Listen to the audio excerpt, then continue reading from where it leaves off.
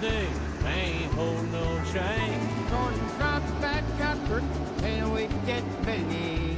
Bars and umbrella song box, paper is down the team. Four cars side by side in a wild thrill ride with the roar of the engines leaving all doubts behind. As the wheels spin on, chasing dreams we can't hide. That's car life where legends never die.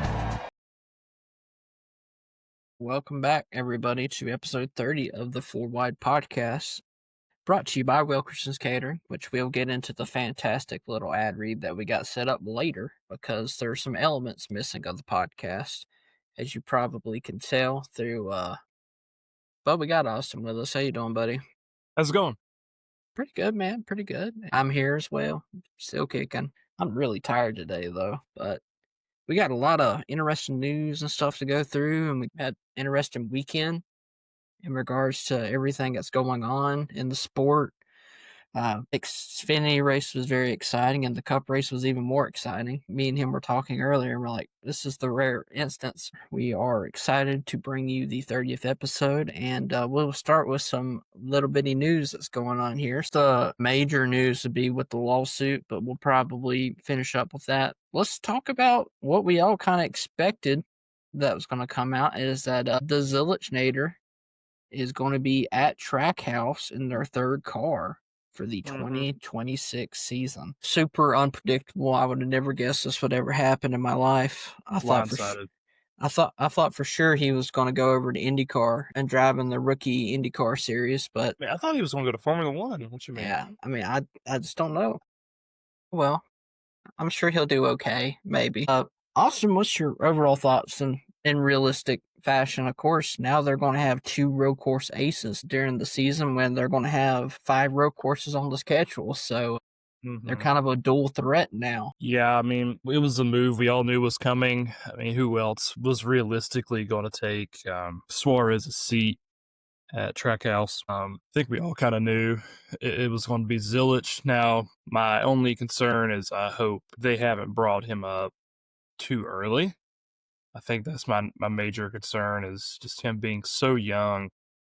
But I mean, in all honesty, the fact that he's getting Trackhouse equipment at his age, that's better than most drivers get when they first come into the Cup Series. But, you know, now he's got to adjust to how this car runs and how this car operates. But I'm really excited for him. I like Zilisch. I mean, it's hard to hate the kid. Like, he's a really genuine, basically having to get 2 waivers in 1 year. But, you know, he's a good kid. I'm excited to see how he'll do in the Cup Series, and I'm hoping soon we'll get an announcement on whether or not Mayhem is moving up or not, because he needs to come on up too. Yeah, you would almost think that Heim's probably more prepared race-wise than Zilisch is, especially with just on the competitive nature. But also that leads a JR seat up in arms, so to speak. So there's going to be another driver that's going to be driving a car there. It's a lot of different options from what I've been hearing. There's another thing, obviously, that the Xfinity Series will be no longer the Xfinity Series after this year, and we knew that already, but the new title sponsor of that series will be O'Reilly Auto Parts. No. Yeah. Gosh. No, you got to finish it. Go ahead. Oh, O'Reilly's Auto Parts. Ow. Forgot the ow. At first, I thought it was Advanced Auto, but obviously they do the open wheel, so it would be kind of a conflict of interest, which is interesting there because now there is a conflict of interest having O'Reilly's and Advanced Auto Parts being, because most of the time they're like an energy drink. It was for Camping World and Craftsman, so it'd be like the Cobalt series and then the Craftsman Truck series. But thankfully, it's one of the lower series, so maybe that's the reason that they were able to squeak by with that. But it's kind of interesting for sure.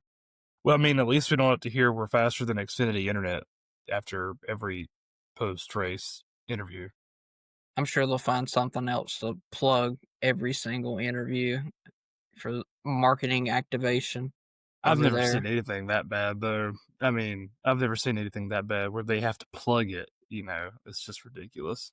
It's super forced. It's not even like coming up in a natural conversation. It's not something that you would say. I'll be glad to be moving away from that, but I'm thankful for everything that Xfinity has done as the premier partner, really, of that series. And of course, they're still going to be a part of NASCAR. It's just they're going to be taking a lesser role in the naming, obviously, and just more on like track to track sponsorship on cars and whatnot. That's kind of the way they're going to be going. So I'm happy about that, excited about that. I hope that they do great work in the O'Reilly series, but I really wish that they would change it back to an actual name for the series, because you got the NASCAR Cup Series presented by Monster Energy back in the day. Now it's just the Cup Series. And you got the Craftsman Truck Series. You take the Craftsman away, we know what the Truck Series is.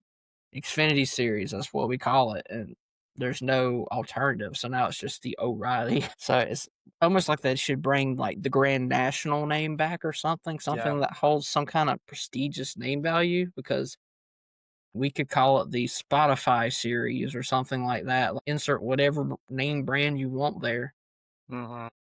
That's kind of where we're at this point. So I definitely wish that they would do something in that regard, but maybe one day we'll see it.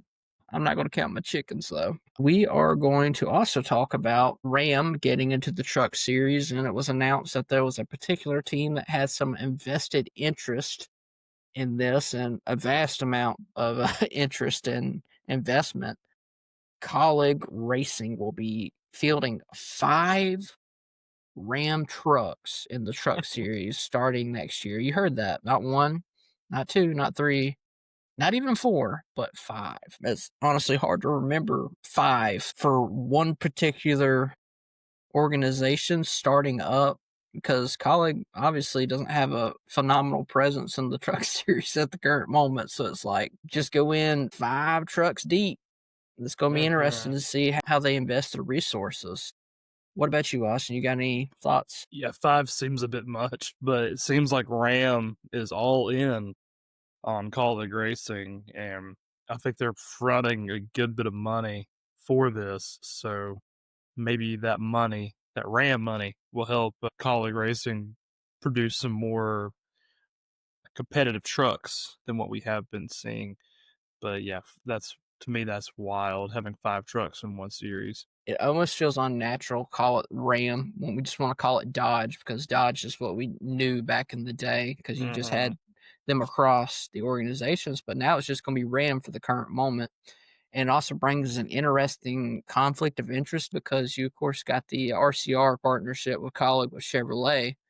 And now you're going to have Ram/Dodge and Chevrolet in the same organization at one time, which is a rarity. I mean, I can't even remember the last time that I've seen something like that, especially the way that NASCAR's modernized now, where they're like so alliance driven. Like now there's games being played in certain ways. We seen last year in Martinsville the 4 to 5 Chevy cars blocking for William Byron at the end of the race so he could qualify in, and then Bell did the wall ride thing. And honestly, if Bell didn't do the wall, he would have that last spot, because he had the tiebreaker, I think, at that point. He would have advanced. Yeah. So, what was it for Christopher Bell? Because honestly, it could have been his year last year. He was phenomenal last year. Alrighty, well, that's that, I guess. It's a lot of stuff going on there. And then we also have, where we're talking about the O'Reilly series, they're wanting to bring more Cup drivers. Possibly, they're open to it, even up to next year. Like they're wanting that to happen, because maybe they want to increase the competition, get a little bit more eyes on the sport. Obviously, we remember the days when Kyle Busch went down there and was winning 13, 14 races a year. You have some people argue that it made the sport better, drivers that were in the Xfinity series, but you could also say it kind of stunted their growth too, because they're not seeing the W's in the column every week in to week out. So what do you think about that, Austin? I see both sides, because I know Kent argues and Blake argue from the perspective of more drivers from the Cup Series should be able to go into the lower series and race, to add that kind of extra competition. But in my opinion, the cars are just so different. than they actually are in the Cup Series. Is it really, that necessary? I don't think they need more races. I think limiting them to like 5 a year is plenty enough. You could add a race or two, 6 or 7 races a year, but make it where, but continue to keep it where they can't race during the playoffs, of course, because that ruins everything. But I don't think we need to let it get back to how it was when Kyle Busch was just tearing it up on both series, because that's not exciting for anybody to watch unless you're a Kyle Busch fan.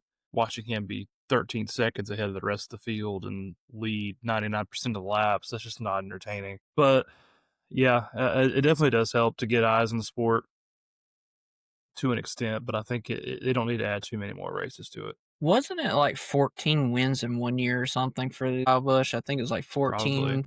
Because I was looking earlier because, I mean, Zilisch has obviously got, 7 wins now? Technically 6 wins if you actually give the win to Kligerman, but we'll talk about that a little bit later. He's got a decent pathway where he could get close to him, but think about the dominance that was Kyle Busch back in the, especially with him like in the NOS Energy car. I remember that car very vividly in my mind. So I definitely like seeing Cup drivers there at times, but then I'm also like, I want to see these young guns really go at it and learn through their own mistakes and their own trials and tribulations, because fighting for second place 10 seconds is not very fun.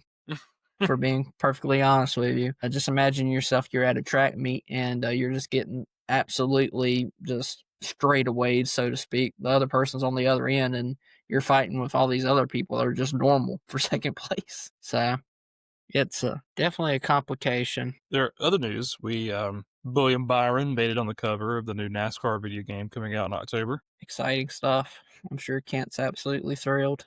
I am excited for the game, though. I feel like most people are, for sure. Sorry, I'm cutting you off just like Blake would. Because, I mean, the NASCAR Heat franchise hasn't been that good, and Heat 5 was okay, but and in general, NASCAR Heat hasn't been the best franchise compared to the EA Sports days. So I think iRacing getting a hold of everything is really going to turn it in the right direction. So I hope it can't get much worse than NASCAR Ignition. That was terrible. But yeah, ready for a new game. Blaney's on the cover too, isn't he? He's like on the back end, I believe. So you had Byron, and then you had Blaney, which is kind of ironic because Byron was dating Blaney's, was it sister? And then they broke up too, so that's kind of weird. NASCAR's just doing what NASCAR does, just threading the needle. Speaking of threading the needle, we got more lawsuit crap that we have to go through. It was announced, it was earlier in the week, that NASCAR is openly looking to sell one charter from 2311/Front Row. I think there's like issue charters and non-issue charters, but it's not one of the ones from Stewart-Haas Racing that they acquired. But they're looking to sell it to a undisclosed team. Of course, I feel like everything's undisclosed when it comes to a lawsuit because nobody wants to be a part of that garbage. But if they sell the charter, they're going to be a part of that garbage. So, Austin, I kind of talked with you earlier about this, my perspective on it. Who do you think might be getting that charter, that one car charter, essentially? I feel like RCR might be a contender. I know Childress has talked about adding a third car. I think having that extra seat open for Hill or Love would probably be your best option. So, I mean, honestly, I could see RCR getting that third charter. I think that my perspective on it is I think that Mr. Junior is going to probably be the guy that's the only person that could probably get a charter, in the NASCAR fans won't riot against it because, I mean, why would you riot against Dale Jr. at this point? Everybody loves him. Best crew chief. He's got a 1,000 winning percentage on the box, so to speak, and that got an absolute powerhouse this year in Xfinity series. I mean, it's been outrageous the success that they've had this year, which is good. It's not very good for the rest of the competition, but it's fun to watch, especially where it's not every single week it's the same driver winning. Zilisch has won a lot of them, but it's not, just complete dominance half the time. There's always some kind of controversy or that they got to overcome at points, and it's really cool to see the success that they have. Poor Carson can't get a win. That's right. The only JRM car that's not won this year, but it's looking pretty good later in the season for him. There's 2 racetracks coming up that should be kind of in his wheelhouse, so to speak. Make sure you, I think the Roval might be one that he might contend with because he's been pretty impressive on the road courses for being, Connor Zilisch's teammate. Mm-hmm. And he's not going to have to fight against really anybody else. I think Zilisch and him and SVG is not going to be running, so it's going to be very interesting. Or Portland's coming up too, so it could be a little bit sooner. So here's hoping that Quapple breaks through because just a guy with a good name value in the sport. If he succeeds, the sport is going to succeed just a little bit more with him. So, alrighty, well that's the end of the news, and we still don't have our other 2 knuckleheads with us this week. This is absurd. Absolutely absurd. What do you say, Austin? What are we supposed to do? I think we need a doctor pay. Well, is there any additional things that you fancy to talk about before we jump into the old Xfinity Series race? Xfinity Series? Let's go ahead and drop into it. All right. Well, the GOAT absolutely dominated the race 100%. Got the win. Parker Kligerman. Mm-hmm. It honestly was a very interesting Xfinity Series race. A lot of trading back and forth like you would expect at Daytona. A lot of really aggressive moves. Of course, the late race caution kind of set up where Kligerman was able to get a good jump on that restart and was able to defend really well. You could really tell like the veteran prowess, I guess, of Parker Kligerman. And it's really impressive because he's not obviously been in the Xfinity car this year. You can say, well, yeah, he raced at Daytona, but that was the trucks. It's totally different. Mm-hmm. We've said that the trucks are more closer to the Cup cars than the Xfinity cars. So it just shows you kind of the craziness that he had to overturn. And even when they made the driver swap earlier in the race, that was a very pivotal moment, and the broadcast made sure to talk about that a lot. But it can't be understated that being prepared for that swap really set them up to be competitive because they didn't lose too many laps and they had enough time to be able to overcome the track position that they lost from, pitting again. I think it was when pit road was closed, they just come back down because they weren't going to lose much at that point. So, really speaks to the guy on the pit box for Zilisch / Kligerman / the 88 car all year long. Marty Lindley, I believe. If I mispronounce that, you can stone me later. He's been a very veteran presence on the box and been guiding that team to a lot of good calls and honestly, great victories this season. So, Austin, I'll let you take it away since there's nobody else to prowl it away from you this week. So, I'll let you talk. Yeah, I thought the Xfinity race was pretty interesting. Good racing, good runs. That's one thing I always enjoy seeing is seeing how they defend and block the runs. It didn't feel like they were really fuel saving that much. The big one didn't really happen until the very end. At the end, you had Austin Hill doing Austin Hill things, and he had a lick into the wall as well. Big lick into the exterior wall, and then that took out the rest of the field. And then NASCAR almost let him race back to the checkered. But, I echo, what you said. The 88 team had to execute everything perfect to get to Zilisch and Kligerman in the position to win. They had to execute the transfer. And Zilisch had to just run laps until that first caution came. He didn't get the fastest lap. That's what he was going for. He was going to try to get the fastest lap before they made the switch. That did not happen, but made that switch, then put Parker in a good position to kind of work his way through the race and survive. And he was there at the end. And, I hate that it won't stand in the record books as a Parker Kligerman dub, but, in our hearts, it'll be a Parker Kligerman dub. They've already robbed him earlier this year at Daytona, so I'm sure they didn't feel anything bad about being like, well, technically he didn't win, so to speak, which, I get all the qualifications and everything behind that. But, the crazy thing about the Xfinity series, and I'll get back to talking about Kligerman because obviously I was excited as everybody else was. I don't think there's a soul on the earth that was not excited for Parker, given all the dues that he's paid in the Xfinity Series, everything that happened heartbreak last year with the Roval, with that whole debacle. But the Xfinity Series is still, their playoffs are still not set at this point. They have 2 more races before they're set. And it's a tight battle for that last spot. It's a very tight battle. You got 36 points between the Burtons, and that's not factoring in, if a new winner wins, that's outside the top 13. Burton would be the first one out if there was a new winner because you got Quapple, you got Creed, you got Gray, Which and Burton?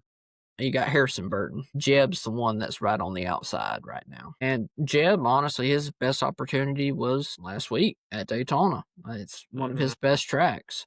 So he's going to have to hope that Harrison and AM Racing are going to struggle. But that's a great testament for Harrison Burton coming out of the Cup Series last year and coming down to a organization that's honestly struggled the last few years with people like Haley Deegan. And then, of course, you had a little bit of success bringing some Cup drivers like Joey Logano, I believe, drove Chicago last year and had a pretty good top 10 finish with that team. But to have someone come in and is in the playoff picture is honestly surprising for a team like that.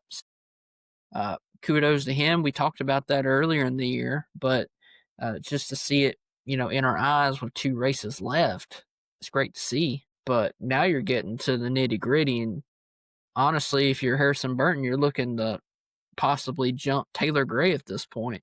He's about 30-some points out, but that's where you want to be because you don't want to be that last person that gets kicked out. Yeah. And I mean, I think also this past weekend, Harrison Burton, there was a moment there I thought he was in contention for the win. A little bit before the halfway mark, you had the incident between Sieg and Honeyman. And I felt awful for those two because Sieg has come so close. It was Texas this year where he lost by like a hair. Yeah, it was last year. It was last year. Last year Texas lost by a hair. This year he's been in contention kind of for a win here and there, but he had a really good shot here.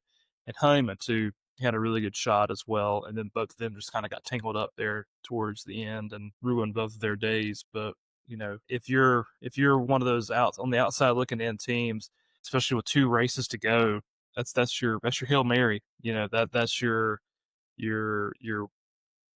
dice roll trying to get into the playoffs. Is for some drivers, Portland's not going to be their bread and butter. It's not going to be something they're going to be good at. Bristol is very much JRM territory. So if your name is an Allgaier, Koppel, Smith, or who else am I missing? Connor, then I don't know how good you're going to be able to do competitively against JRM at Bristol.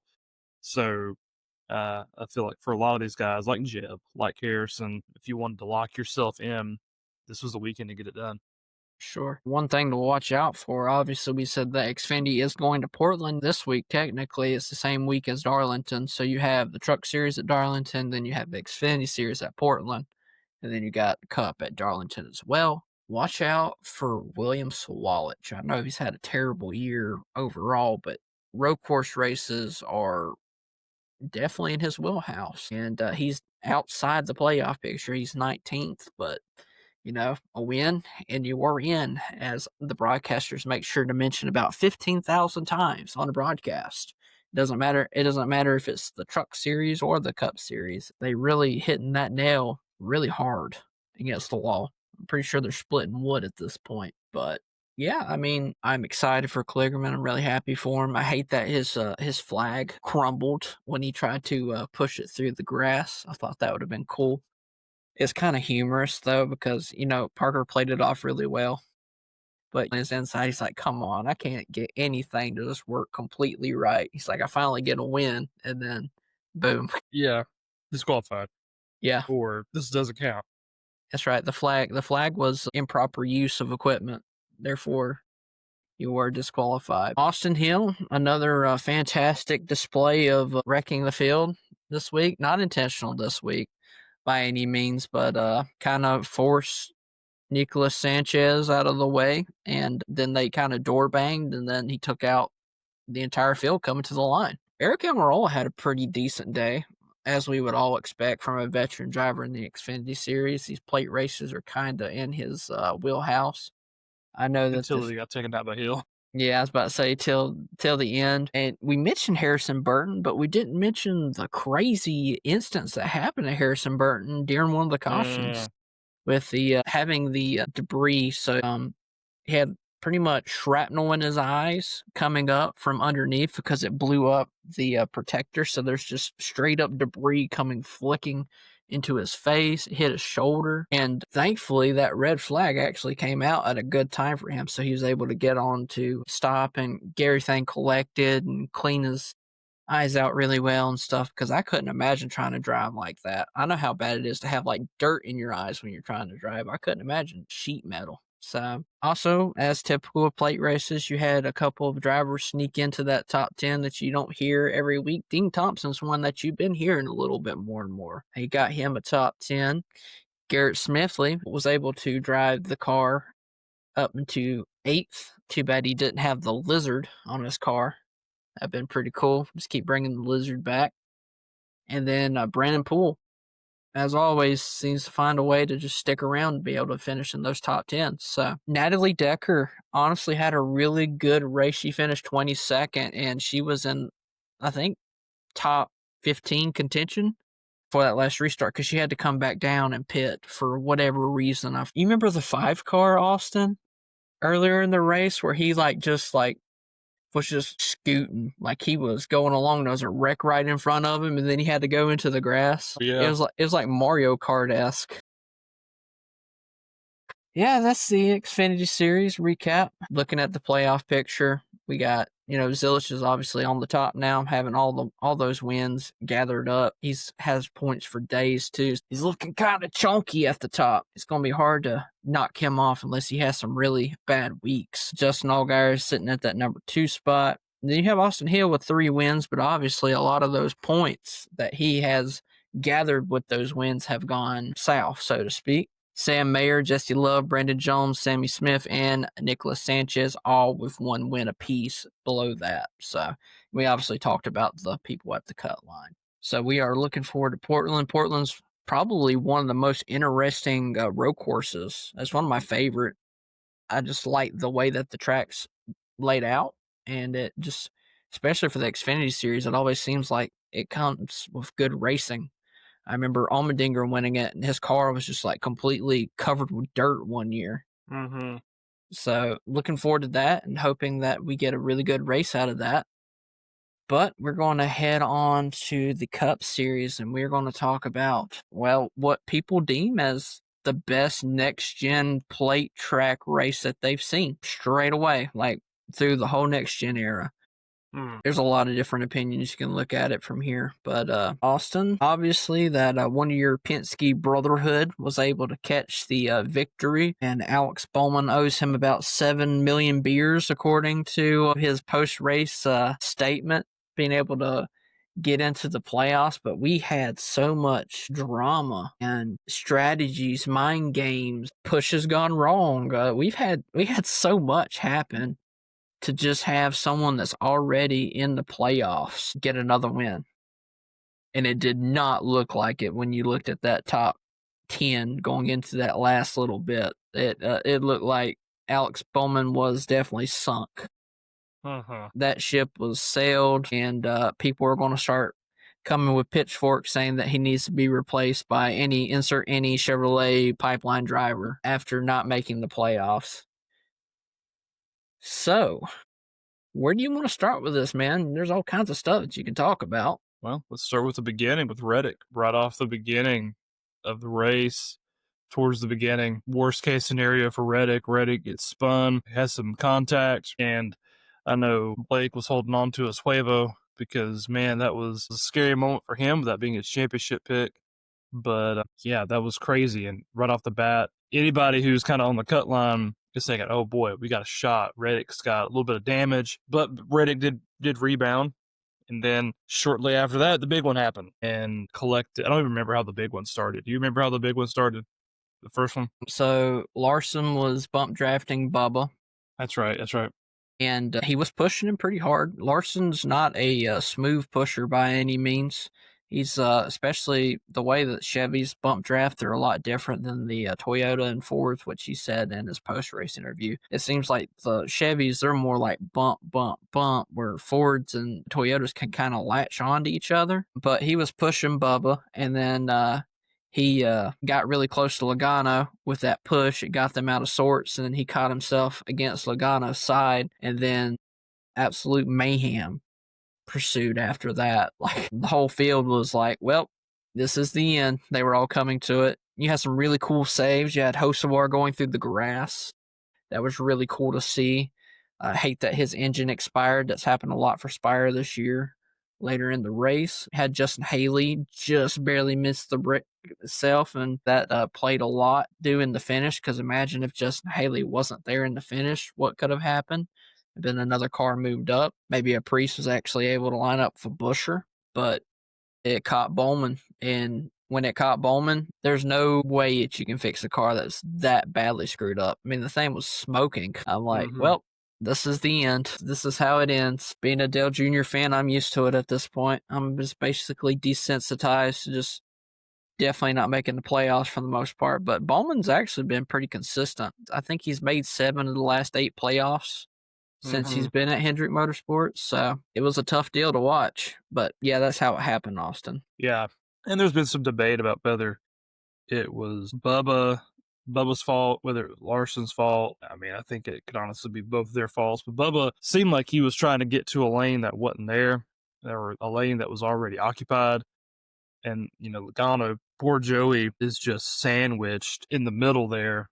And then the wreck happens, and by that point there's nothing you can do. So, and that was the big one. And like you said, there was no hope for Bowman to get back into the race, and he just had to hope and pray that a new winner didn't get in. And when you look at how the top 5 of that race finished, it was very close to him not being in the playoffs, because Suarez finished second. Haley was up there. Who else is up there towards the front? I know Haley and Suarez were the 2 big ones.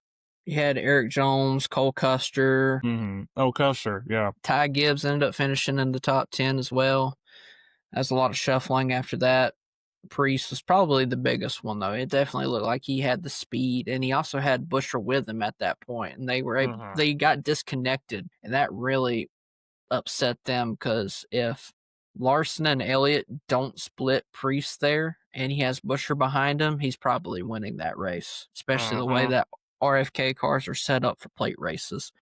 So it's definitely crazy that happened, and I hate it for Preece, and then hate it for Eric Jones too, because Eric Jones got shuffled out earlier as well in the same mannerism almost, except for Larson just kind of pushed him out of the way, sent him into the third groove, and there was nobody there to really jump in that line, because he was just a dying duck at that point. He wasn't a sitting duck, he was just a dying duck. But yeah, it was a fantastic finish. You had honestly, you take a screenshot of the finish, it is a literal 4-wide finish. You had 4 cars lined up at the checker flag when it was thrown. So that's been a while since that's ever happened. We've seen, of course, we remember Atlanta, the 3-wide finish. Everybody was ranting and raving by that. But now you have this. It's like, ooh, I can see where people are like, yeah, it's probably the best plate race. But how about Cody frickin' Ware leading 23 laps? He stayed up front too, that almost the whole pit cycle. That was insane. I was happy to see it. Now, can you imagine the absolute monarchy that would have happened, the mayhem that would have happened if he would have won and was been put into the playoffs? Well, people were saying Blaney saved the playoff system, because if Suarez would have won, if Haley would have won, Ware would have won, Custer would have won.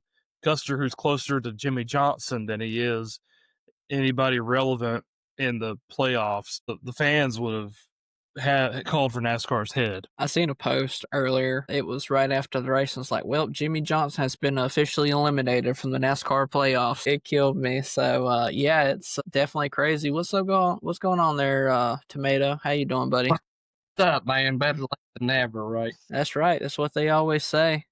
If you guys are not on the video format, the tomato himself has graced us with his presence. Bob himself. Bob. We were just talking about how Cody Ware about made everybody eat crow. I think Denny Hamlin said it best. He said Ryan Blaney was out here doing God's work. I'm like, imagine the backlash. I mean, I think some people in the industry probably just wanted Cody Ware to win just so that they'd have something else to fuss about. You know what I'm saying? Or to give more fuel to the fire of like, hey, not necessarily the fuss, but like, hey, this proves even more we need to get rid of this playoff format. I mean, I think some people were in a little bit of fuel saving mode and they were like, let's go lead some laps. I don't hate it. I think with Rick Ware, they've tried to get better over the last few years, and that's respectable, right? I mean, they're not the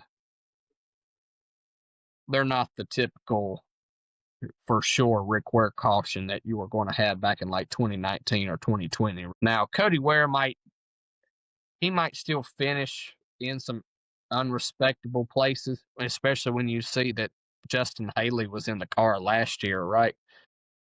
Was doing fairly well, got some top 10s and whatnot. Definitely seems like they've regressed a little bit, but it's not the same team. I was happy to see them lead a little bit. I definitely thought about buying one of those Jamocha shakes that was on the side of the car, right? But that was about all I wanted from a Rick Ware weekend. Yeah, I mean, you look at his stats, he led 23 laps. That's only 4 laps away from Ryan Blaney and Joey Logano, who led the most laps of the race at 27. It just shows how close these cars are, especially on the super speedways. They're the ultimate equalizer when it comes to these race cars and these next-gen cars.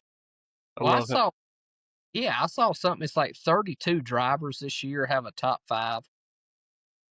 I mean, since when does that happen? Like 1970? I mean, it's got to be sometime around. So it was definitely cool to see that.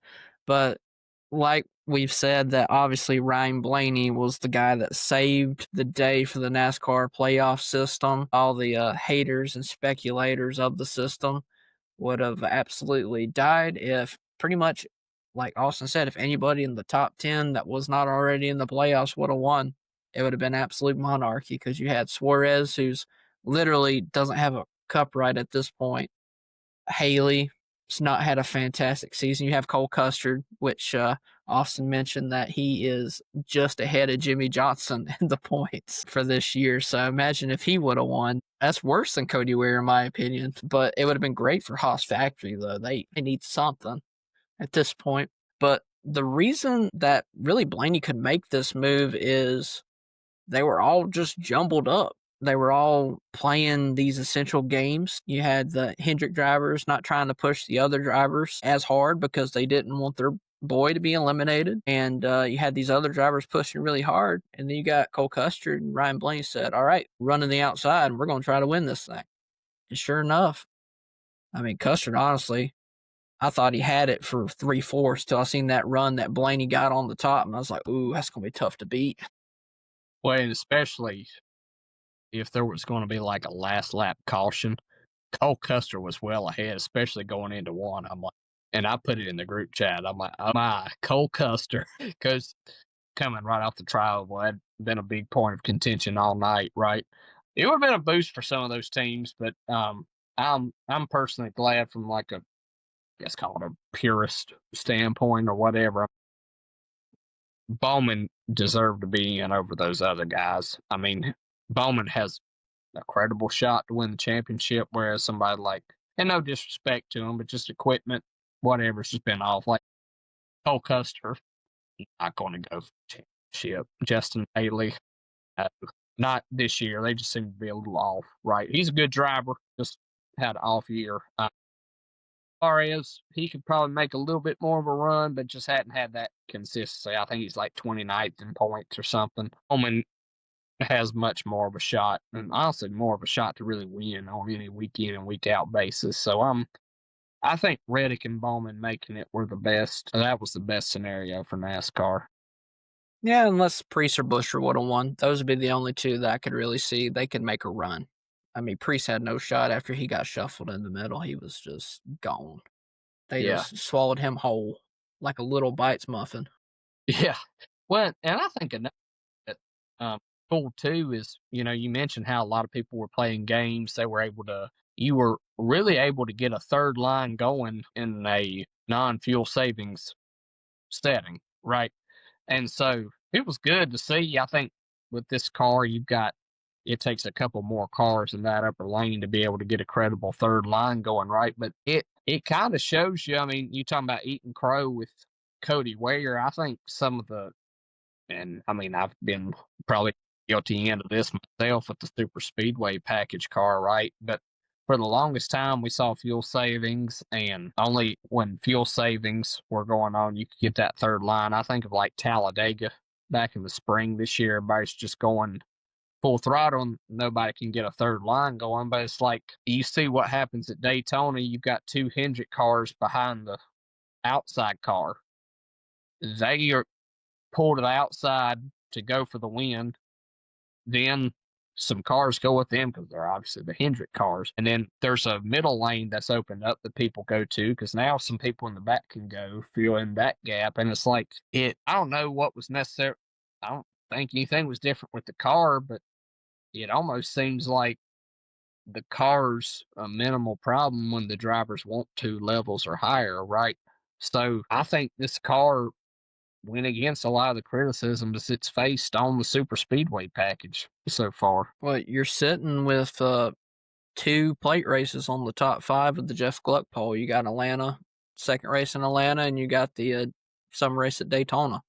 They're in the top 5 of the Gluck poll. So it kind of shows a lot of there's a lot of changes. And I mean, of course, we've mentioned earlier that tire wear is not necessarily something that we're like, oh, it ain't going to mean a lot. Well, there was a little bit of Tyler failure throughout the race. We've seen Casey Mears. I think he blew 2 tires, got into the wall. And then we had Hamlin. Now, Hamlin's was probably more damaged than anything because that car was absolutely toast.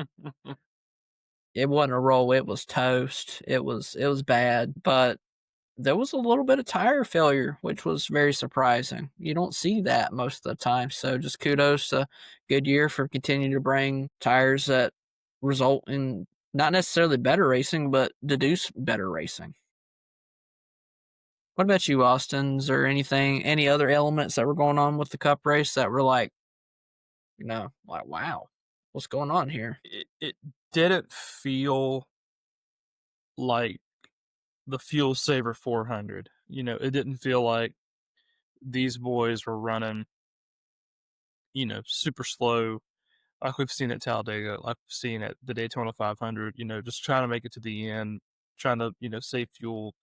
It felt like for a good chunk of the race, they were running hard. And I enjoyed seeing that because nobody wants to see, they're running 3 wide, but meanwhile, they're going like 150 miles an hour, And so, that's not really what I would call exciting racing. But man, they were aggressive the entire race until, there towards after the big one, things kind of slowed down a little bit. But even then, they were still aggressive. So I enjoyed it. I thought it was I think it definitely was the best plate track of the year so far. Best one in a while. We'll see how the Talladega race will go. If I remember correctly, that one is that one a cutoff too? No, it's the only thing different with that is it's in the round of 8 instead of the round of 12 this year. Sure. Yeah, I think it's Vegas, Dega, Martinsville. Yeah, Martinsville's the cutoff for the round. That's right, because the Roval's the cutoff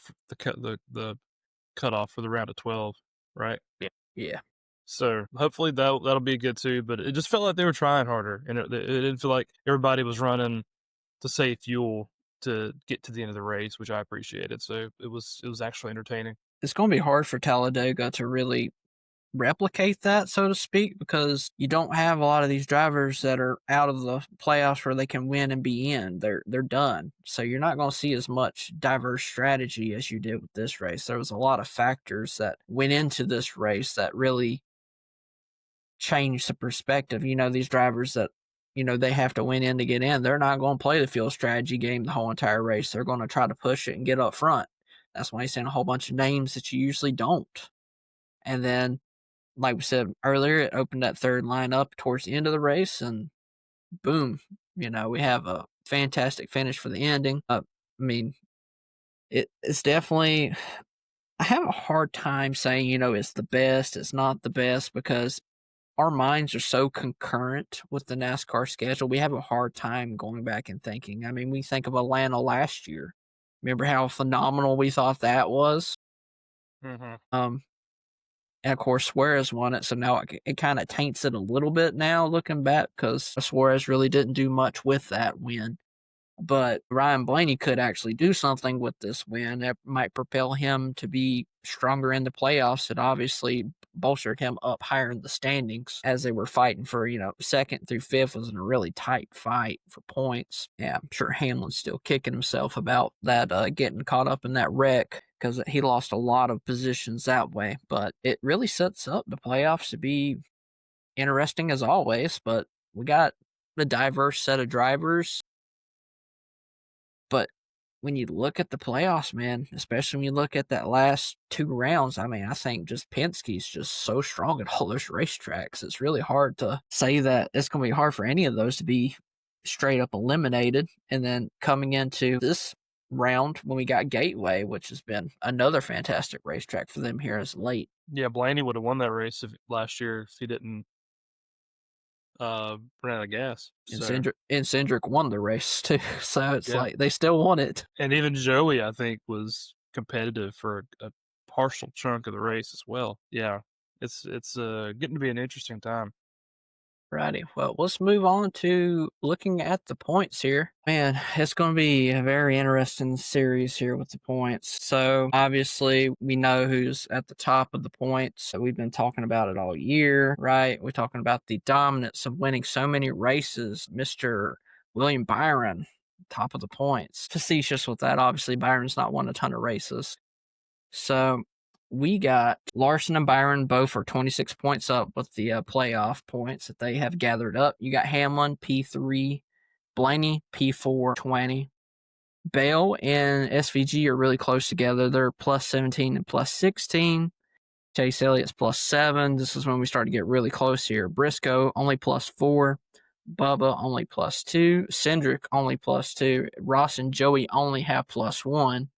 And then the 4 that are out, just based upon points at the current moment, Josh Berry is -1, Reddick's -1, Dillon's -2, and Bowman sitting at the bottom -5. So, boys, let's hear y'all's perspective. Who is the first 4 out of the playoffs?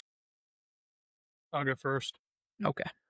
I'll go Ross, Dillon, Barry, Bowman. I think Reddick gets in either through a win or through just performing well, because a lot of these tracks are that are coming up are more in his wheelhouse-ish. Darlington, I think, is his best shot if he's trying to get into the next round. I think he needs to perform very well at Darlington. What about you, Blake? What's your thoughts? What's the 4 drivers that you think that's not going to be there for the round of 12? Good question.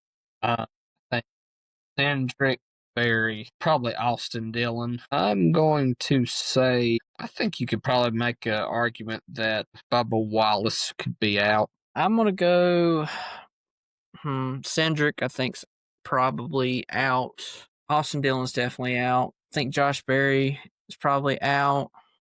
But I'm going to go a little bit spicy here. I'm going to say Joe Logano doesn't make it. I about said that too, but I looked at Gateway. Yeah, I don't know, man. The momentum's just not been with him this year, which it's an off year for Joey, so to speak. They always say that he never wins in odd years. So, but you could obviously change that with a win. I could definitely see him making it, and then Bubba be the one that's out there, because I don't know. Even Briscoe, man, only +4. He has 2 bad weeks in a row. It ain't looking good for him either. It's that bottom's really tight. Mm-hmm. Yeah. Well, and I think too, it's going to be a matter of who can this door stage point first. I don't even know if you got to necessarily finish top 10 in every race, but like if you can get some stage points, I think that's going to separate yourselves from. I mean, he's getting better on ovals, but like for example, like SVG versus Briscoe, right? I think Briscoe's been a little bit better to get some stage points versus an SVG. But you look at a place like Richmond, where you got to really conserve your tires, and I mean they're not apples to apples by any stretch, but like Darlington, another place you really got to conserve tires on the high line. SVG did a really good job of that. So you can make an argument for him as well. It'll be interesting for sure. He was just outside the top 15 for Daytona too. So, I mean, he's a veteran driver. He knows how to get around tracks. He's just kind of have to figure out, like everybody else does, the car and everything that goes with it. So I know there's a lot of people that think that he doesn't belong where he is, but He does for sure. I think that they might be surprised by the time it comes around to the round of 8. And, he might be in contention to possibly make it. It'll be tough for sure because we got some of the best drivers on the circuit that are able to go around in ovals consistently at different diverse tracks. But, I mean, there's always a possibility. You can always just have bad luck, too. You have these drivers that just absolutely just eat crap and then they're gone. So, yeah, I mean, that's looking pretty spicy, looking pretty fun. And I'm looking forward to the racing this week at Darlington, which we will be at for the Cup race. Obviously, we're not going to be at Portland for going to Darlington. No. We're not going to be like NASCAR teams and take a jet from Portland to Darlington or anything crazy. Yeah, but we don't have that budget yet. No, not yet. Maybe one day. 15 years down the road when all my Bitcoin becomes millionaire stuff, Alrighty. So we were going to set up where we're going next. We are going to Darlington and / Portland. So obviously we don't have the history professor with us this week. Yeah, just go ahead, Austin. Let's do it. So this episode is brought to you by Wilkerson's Catering, the pros you want in your corner during wedding season. Yeah, because, unlike our buddy Blake, Wilkerson doesn't wait until the absolute last second to come through sometimes. Exactly. Blake thinks giving us race tickets 5 minutes before the green flag is planning ahead. But Wilkerson's, they got the menu locked down, the food's ready, and the service smooth well before the big day. So if you're planning a wedding, don't roll the dice on the Blake level surprise. Go with Wilkerson's Catering. The only thing they leave until the last minute is scraping your plate clean. May I talk now? We're really killing it over here. We had a really nice intro video to the podcast too that you missed. I made a nice little intro video. It's got a little logo and everything. We're really upping the game, so to speak. Now we have these dynamic ad reads that we change every week where we just make fun of people. Yeah, for sure. The facts are the facts. Speaking of, Austin going to hit us with the facts of Darlington and maybe Portland. I don't know if he's done any of the research for Portland yet. I got a little something for you. Okay. I see you. So we're returning to Darlington for the fall race, the crown jewel, the Southern 500 at the Lady in Black. And as Cole mentioned, we'll be there. All three of us will be there this weekend for the Southern 500. But Darlington, as we mentioned in the spring episode, is an egg-shaped oval, which is an iconic design born from a neighbor's refusal to move a minnow pond, which led to differing corner geometry on each end. That just sounds like the most South Carolina thing I've ever heard. The length of the track is 1.3 miles. The turns and banking are different. Turns 1 and 2 are 25 degrees banking and a little bit more sweeping. And then turns 3 and 4 is a bit more sharper with 23 degrees banking. So we have approximately 6 degrees of banking on the front stretch and 3 degrees at the back stretch. So the capacity, I believe Darlington holds probably around 55,000, something along those lines. It's not nearly as big as Charlotte is, but usually the Southern 500 is a sellout every single year. At least the last 3 years I've gone, it has been a sellout. But as you all know, Darlington is an abrasive racetrack. Tire wear is going to be a big factor here. You can visibly see when they get later into these green flag runs just how much tires matter. And so every time that caution comes out and they ran a decent amount of laps, you can guarantee these boys are going to be pulling down pit road and putting on 4 sticker tires. Thinking of the history of this place, I've been the last 3 years, and one of the coolest moments that I got to witness was my first race there, watching Eric Jones take the 43 victory lane. Me and Blake were there for that race, and I believe they said over the PA system that it was like 60 years to the day since the last time the number 43 car rolled into victory lane at Darlington. So really, really cool history that Blake and I got to witness. And how can you hate Eric Jones? You know, he's a good guy, and it was really cool to see the 43 win. Looking at Portland, Portland International Raceway, it is a road course nearly flat that is in a clockwise direction. The length is 1.9 miles with the chicane. And it's 12 turns when using the chicane layout. The surface is asphalt. It's flat. There's basically no elevation change, which is surprising considering Oregon and Portland and being out in that region, but it is a flat course, classified as an FIA Grade 2 circuit, which means it is eligible for high-level international open-wheel racing. And there you go. That is Portland. As you can see, 2 big passing zones, especially going down into turn 1, and then coming out of turn 8, you have a big passing zone getting into that looks like a little chicane there. So that is Portland. Xfinity will be racing there. So to compare the two, Darlington will be a test of grit and precision. It's going to be about hitting your marks, managing your tires, avoiding penalties, avoiding screwing your day up, and trying to get to the end of a long and grueling 367 laps. Portland is a flat yet technical road course that brings a different flavor, just under 2 miles, and it's really one of NASCAR's true road course challenges. It'll be interesting to see how Xfinity does at Portland. It'll be interesting to see how Trucks and Cup do at the Lady in Black. Well, Mr. Tire Expert, are you going to talk to us about all the diverse tire stuff that we got going on, especially where we got Portland? Obviously, they're not going to be running the same tires that they would at Darlington, right?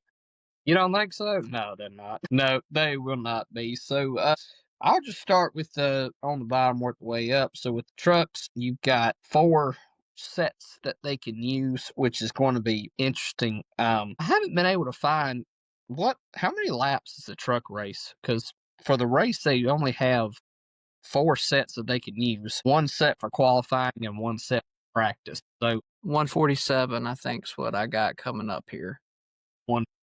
Yeah, because it shows the stages as 45, 90, and then 147. I got you. So you're looking at probably on average, you could change 4 tires once every about 35 laps in the truck race, which 35 laps for your tires at Darlington is like a cheese grater. If you remember back to the Cup race, to give you a example, Blaney had pitted just a few laps after the rest of the field did, and Blaney made up like a 14-second difference within 20 laps and was easily going to win the race back in the spring. And so I say that to say the new tires, like Austin said, is going to be much, much coveted. But for trucks, they only have 4 sets. Depending on how the cautions fall, or if you do have a few green flag runs, you're definitely going to have to be careful with when you use them and how you use them. For the Xfinity Series, you're not going to have as much tire wear. For that in Portland, you've got 3 sets of race tires that they can use. Not really a lot of wear they're expecting. 2 for practice, 1 set for qualifying. With it being a road course and with it being the Northwest, you can always expect some rain. So in case rain comes into the picture in Portland, they have 3 sets of wet tires for Portland. So just something to be aware of. And then when you look at the Cup race, same tire combination. On the right sides is Charlotte, obviously Darlington in the spring, Texas, Kansas, Nashville all had pretty decent tire wear at those tracks. For the Southern 500, you got a 367 lap race, 12 sets of race tires that they can use for the race. You equal that out, that's about 30 laps per set. They have 1 set to qualify on, 1 set to practice with. At the race that we were at last year, I remember there was, kind of towards the end of the race, there was a caution right after a restart after about 3 or 4 laps. You had some guys come down and take 4 fresh tires, and you could see what a difference that just 3 or 4 lap fresher tires made. You were able to get up through the field significantly. It would kind of be stagnant once you got closer to the front, just with the dirty air factor. But you're probably looking at, I think Richmond was like 1.1 seconds for every 10 laps. I think so. For Darlington, you're probably looking at 3 laps. You're looking at 4 to 5 tenths a second. So even that you can be half a second faster than the car in front of you. So lots of tire strategy that can play in. And sometimes you might, if you have some short caution stints like that, you can throw on a set of 2. Like Austin said, you probably recommend 4, but there was one race that Cole and I went to back in 2015. They had about 16 or 18 cautions, and there wasn't enough tire sets for all that. So there came a lot of strategy for that. Tire strategy at Darlington can be super, super good, especially you saw this in the spring with William Byron dominating most of the race. They had to do something different with the tires, and that was the thing that made it kind of interesting, really. When Blaney did that differing tire strategy, he was able to come through the field and really start to set himself apart. Always a fun time down in Darlington. Can't wait. It's going to be fun. Correct me if wrong, but the reason that Busch got so close to Briscoe is because he had that new set of tires towards the end of the race, if I remember right, because he was sailing. Yeah, that's right. And then the tires kind of gave up towards the last bit of the run, and you had Briscoe hit the wall, and it was really exciting. That finish last year was phenomenal. Yeah, for sure. And that's going to be another interesting factor is like clean air is super beneficial for the leader, but there does come a point to where clean air, it can't overtake 10 lap fresher tires.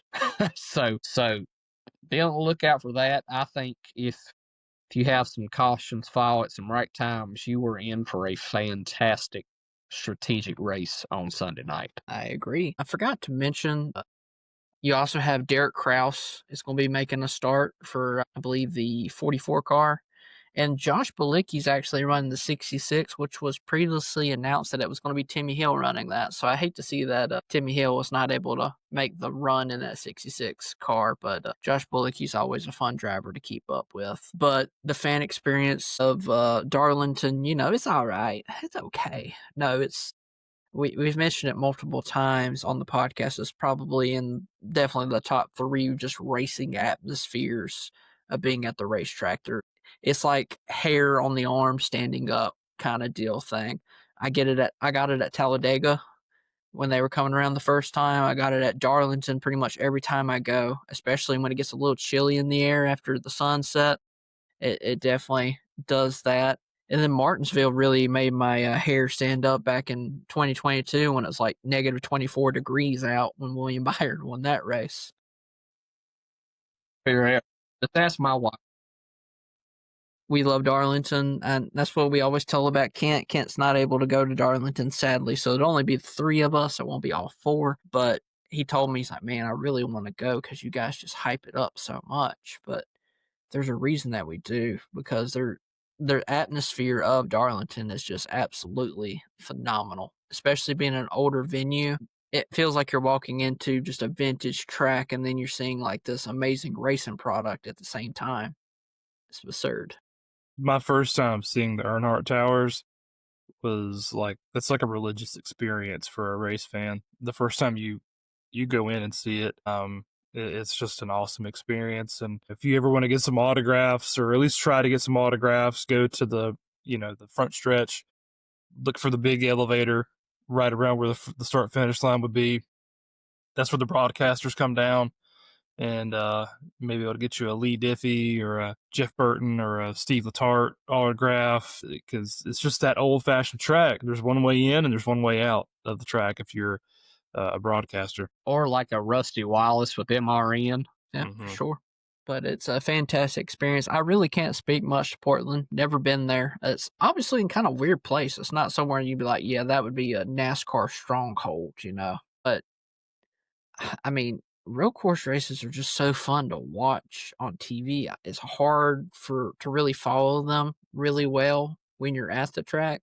But, you know, when you have Watkins Glen, you have like they say it's like the Daytona experience in the infield kind of deal thing. It's kind of crazy. But just kind of backtrack a little bit about what I was saying about the hair on the arms thing. I've been to Daytona multiple times and I love that racetrack. There's nothing like walking into that racetrack and seeing, you know, the towers, kind of like how Austin was talking about with Darlington, seeing all the apartments and whatnot at Daytona and seeing all the infrastructure built around it. But I've never really got that feeling like the hair standing up on my arms from Daytona, but I always have gotten it from Darlington and Talladega, because I think it's the atmosphere that really changes it. I think that it's just a crazy atmosphere. Now, the 500 was kind of crazy this year because, you know, Trump was there and, you know, there was a lot of people. I mean, the place was packed out, but just a strictly racing product, never really been like, whoa, you know? Yeah, I'll just piggyback what y'all said. I mean, Darlington you are walking into a portal of history, and especially on the back stretch, if you get a chance. I believe that's where the Cup Museum is back there with a few ticket offices. So definitely, if you get some time, look at the museum they have there. It's definitely a throwback for sure. We're going to move on to our spicy take segment. I did not get mine this week, guys. Kent did not get back-to-back weeks in a row. I thought he had it till Hamlin got smashed. So that's a travesty. I was really hoping I was finally going to get one of my first actual spicy takes. I've had a couple partials, but nothing concrete as of yet. So it's really sad over here, boys. I think our spicy takes should just be called cold takes because we never hit any of them, it seems like. I was close with the Richmond one. You were really close. Yeah. That surprised me. I mean, I guess we could have been like this race would have got like an 85 or higher on the Jeff Gluck poll. We could probably sailed that one pretty easily. Yeah. Austin, do you remember what yours was last week? Don't remember what it was. I think Kent's was about Natalie Decker. I really do. For some reason, I feel like it was. And she was in the top 22, so it's very possible he might have hit his. It was Reddick. Wouldn't get in. So you definitely didn't get it. Yeah. Thought I had it. For me. Thought I had it there at the beginning of the first stage. Didn't we all? And Blake doesn't remember anything, so I'm not even going to ask him. He probably doesn't remember what he said last week. I think Natalie Decker gets like a top 10 or something like that. Okay. So it might have been you. Maybe Kent's the one I can't remember. She finished 22nd. She had a pretty good run. She was in the top 15 or top 18, and then she had to pit before that last restart. You were close. You know, it was a lot closer than most people would ever thought you'd been for something like that. Man. Alrighty, well, I guess I'm the one that did the worst this week, so I guess I'll have to go first. I'll let you guys be able to stew on something. You know what? I say that William Sawalich wins Portland this week and gets his way into the playoffs. That's what I'm going to go with because he's a really good road course racer. He really showed his something's going to happen to Zilisch. You got RCR that's really good at road course races, but I don't know. It feels like Sawalich has got to break through at some point, so why not Portland? What about you, Austin? Kind of in a similar vein, say Carson Kvapil gets his first win. At Portland. Something happens to Zilisch. Yeah, at Portland, something happens to the Zilisch, and Kvapil gets his first win for JRM. We talked about that earlier, too, so we're just like, we're really dedicating ourselves over here. We're like, there's a possibility that Zilisch might not actually win 8 races before the playoffs. But, well, I mean, he's not 100%, so And there's no into it. guarantee. And there's no guarantee that he runs the full race either. I mean, they probably still have a driver on standby in case something goes wacky. But all right, Senor Bob Tomato Bolaco, what is thou pick for the spicy of the takes? I am going to say Mr. Corey LaJoie gets his first NASCAR series win with the Truck Series on Saturday. Righty. He's had a few good Darlington runs, even last year when he struggled. First ever top 10 non-drafting track top 10 came at Darlington. So I think he's going to translate that into some success in the Truck Series. Radical dude. We'll see what happens. Maybe the 14 fans will cheer on really good for that race on Saturday. All 14. All 14 of them. I'm guessing Kent probably didn't send you a spicy take, Austin. Negatory. Alrighty. What spicy take are we going to make for Kent? We're going to construct one for him. I say Spire sweeps the weekend. Mm. LaJoie truck win. Hocevar Southern 500 win. I think for him we should give him Josh Bilicki wins the Southern 500. We got a two-parter here, and then let's see what else can we add to this. There's going to be a lot of stipulations. First caution happens on lap 17. Matt DiBenedetto gets into his first fight. Tyler Reddick will be the tallest race car driver at the track. Not sitting down. All right, good luck next week, Kent. We're all pulling for you. Me. Alrighty, Austin. We are moved on to the Pick'em series, and we have a little announcement. I know that you're really excited about this. I'm gonna let you take it away. Yes, sir. So this pickup segment is brought to you by Glowing Glove. Glowing Glove is I guess you could say, an exterior cleaning company for houses that is owned by a friend of mine and a friend of Blake's, Daniel Yev. We've both known Daniel for a long while. He's a good dude, but he does exterior home care, basically everything from driveways, pressure washing driveways, cleaning gutters, taking care of windows, basically anything that you would need to make the exterior of your home look pristine. That is his business. Visit glowinglove.com for 25% off your first house wash. And this is for the RDU area of North Carolina. So Raleigh, Durham, Wake Forest area of North Carolina. That is the area he serves. Give him a visit and give him your business if you're in the area and you're looking to spruce up the exterior of your home.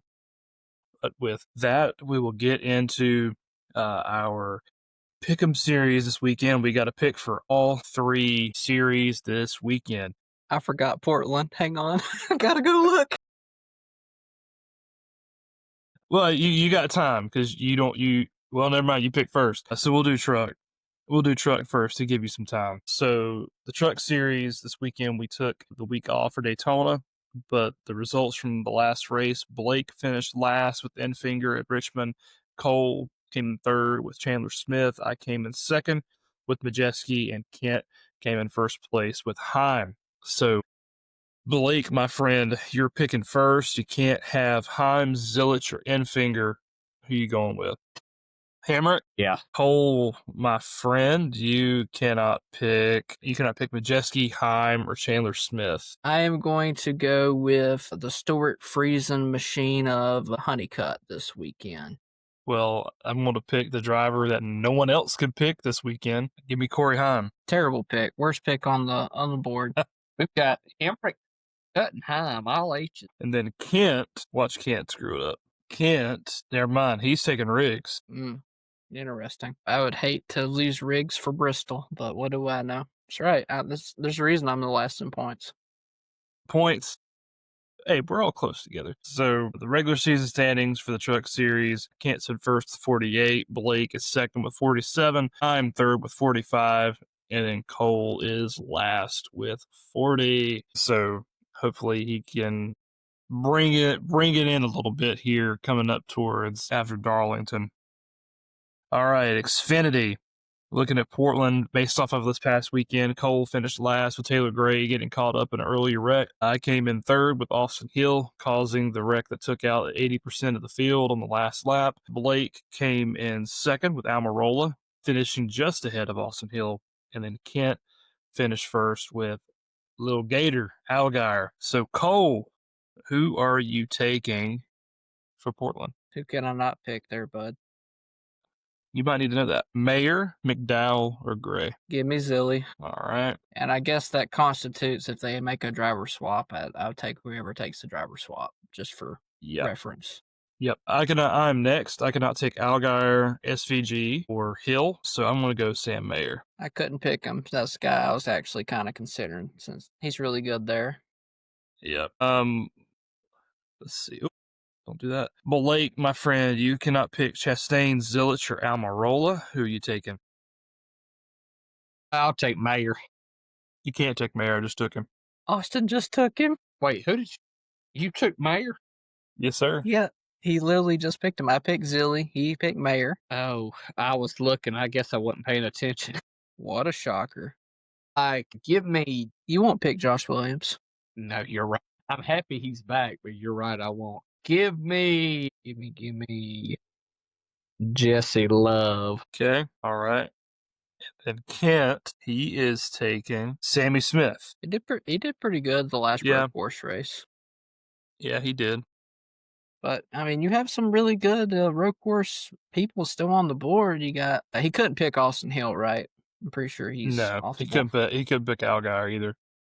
You got Joey Hand in that 28. He's a good road course racer. And you got Austin Green, who's been pretty consistent all year when he gets the start on the road courses. But, hey, what do I know? I'm still last in points. Well, our Xfinity series is by far the closest. Regular season standings, Blake and Kent are tied for first at 59 points. I am third with 57, and Cole is last with 55. So coming down to the wire, I think it's going to come down really to the last race for all of us. So looking at Cup, I finished last this weekend with Bowman getting caught up in the mess early on. It came in third with Kyle Busch being able to run a few more laps because he was actually able to get his car back on track and limp around a little bit. It came in second with Hamlin. So all those three finished more than one lap down. So that left a pretty wide open door for Cole this weekend to take John Hunter Nemechek for the win. So looking at Darlington this weekend, I cannot pick Buscher, Preece, or Bowman. So I'm feeling pretty good about my options of picks for this weekend. You know, honestly, I'm not really considering Larson just because he runs well, but he doesn't have a good average finish here. If I want stage points, I could probably go him. But honestly, I'm leaning Byron. Byron's the guy I'm going with. Dominated here back in the spring. I know the spring's a lot different than the fall, but dominated here in the spring, and he has the highest average finish of any of the active drivers at this track, as well as a good bit of top 5 and top 10s. So I'm looking at Byron going into this weekend. I could change to Reddick. I could change to Larson. I could change to Hamlin. I have basically anybody who I want to pick available, but right now I'm leaning towards Mr. Video Game Man. So coming up next is Blake. Blake, you can't pick SVG, Bell, or Busch. Who are you looking at going into the Southern 500? A lot of the guys you mentioned. Hamlin did all right for me back in the spring at Darlington, so, you know, if it ain't broke, don't fix it. So it's probably one of my top options there. Right. Let's see. Kent is next. He can't pick Byron, Brad K, or Hamlin, which sucks for him.